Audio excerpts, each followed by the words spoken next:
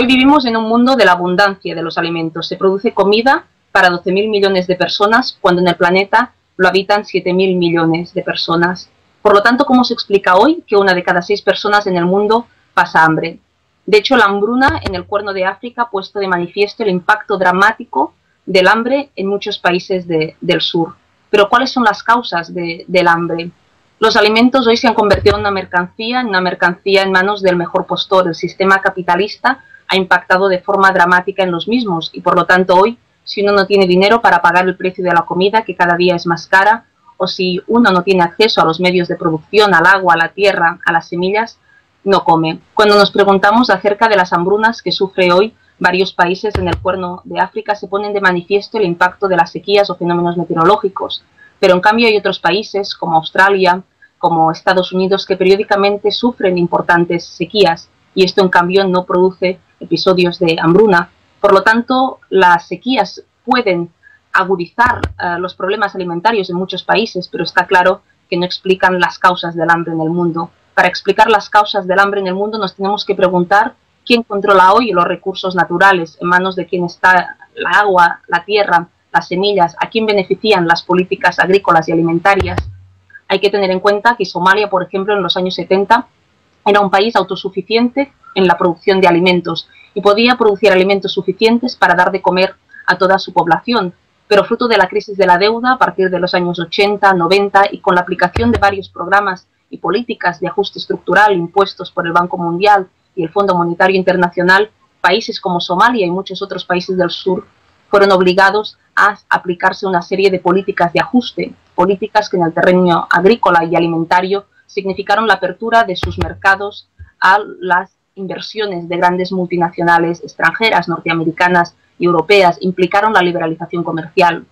Esto fue utilizado por estas multinacionales para empezar a vender en estos países pues trigo, arroz y otros productos que producían totalmente subvencionados por debajo del precio de coste y por lo tanto haciendo la competencia desleal a los productores autóctonos. Estas políticas, aplicadas sistemáticamente a lo largo de más de 3 décadas, pues ha implicado que en estos países su capacidad de producción de alimentos haya prácticamente desaparecido y sean países que han perdido su soberanía alimentaria, su capacidad de decidir sobre las políticas agrícolas y alimentarias.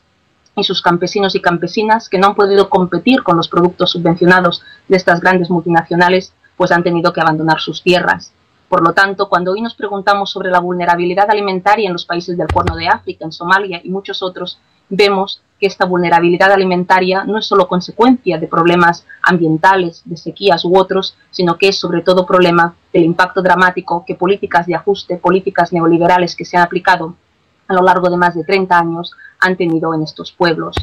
Por otro lado, también cuando se habla hoy de las causas de la crisis en el Cuerno de África, pues se habla también, está claro, del aumento del precio de los alimentos, el precio de los alimentos que ha subido de una manera muy importante a lo largo de los últimos años. Pero aquí es también donde nos tenemos que preguntar dónde se decide el precio de estos alimentos, el precio de estas materias primas, como el maíz, el arroz, la soja o el cacao. Hoy en día el precio de estas materias primas se decide en bolsas internacionales, la más importante de las cuales es la Bolsa Internacional, la Bolsa del Comercio de Chicago u otras como la de Nueva York o los mercados de futuros de París, de Ámsterdam o de Berlín. En estos mercados de futuro y en estas bolsas es en las que se pone precio a la comida. Y se pone precio no en función de la oferta y la demanda real, a los intercambios comerciales que se dan en el territorio, sino que el precio se establece en función de la especulación financiera con las materias primeras y alimentarias.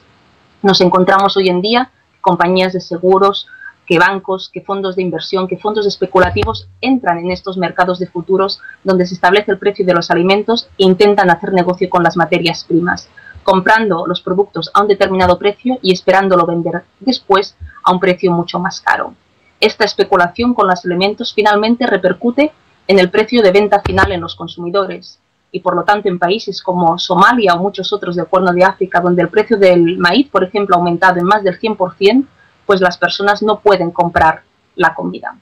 Por lo tanto, estos elementos ponen de manifiesto las causas políticas hoy que explican la situación de hambre en el mundo, que explican que una de cada 6 personas en el planeta no pueda comer. Es a partir de aquí donde es necesario plantearse una alternativa a las políticas actuales agrícolas y alimentarias. Una alternativa que pasa por defender lo que el Movimiento Internacional de la Vía Campesina llama la soberanía alimentaria, que implica que deben de ser las personas, los pueblos, las comunidades, los campesinos, quienes decidamos cómo se produce, qué precio se paga por aquello que se produce. Lo que necesitamos, tomando prestado el lema del movimiento 15M, es una democracia real ya en la agricultura y en la alimentación.